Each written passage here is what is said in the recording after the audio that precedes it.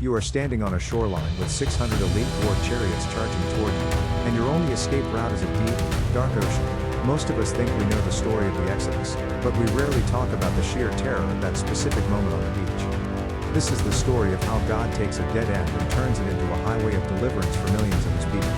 The Israelites had just left Egypt after years of slavery, thinking they were finally free, but Pharaoh changed his mind and wanted them back. He sent his entire army, the most powerful force in the ancient world, to trap them right against the edge of the Red Sea. Imagine the sound of thousands of horses galloping and the dust clouds rising as the enemy gets closer and closer every single second. The people were terrified and started crying out, wondering why they were brought out there just to die in the middle of the wilderness. But Moses stood tall and told them something incredible. Do not be afraid, just stand still and watch how God saves you today.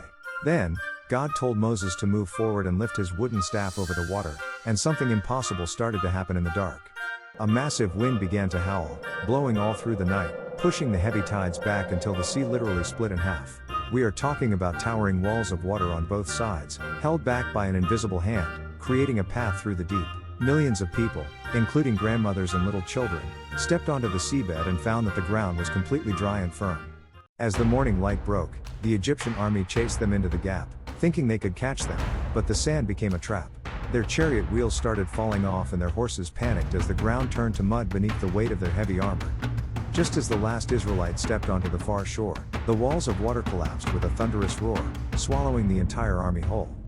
Not a single person who followed God was lost that day, proving that even the biggest obstacles have to move when he speaks. Your biggest problem right now might feel like a massive sea, but remember that God specializes in making paths through the impossible waves. He is still the God of deliverance, and he is still fighting for you today, even when you feel like you are cornered. Subscribe to this channel to see more amazing stories that show how God can change your life in a single moment.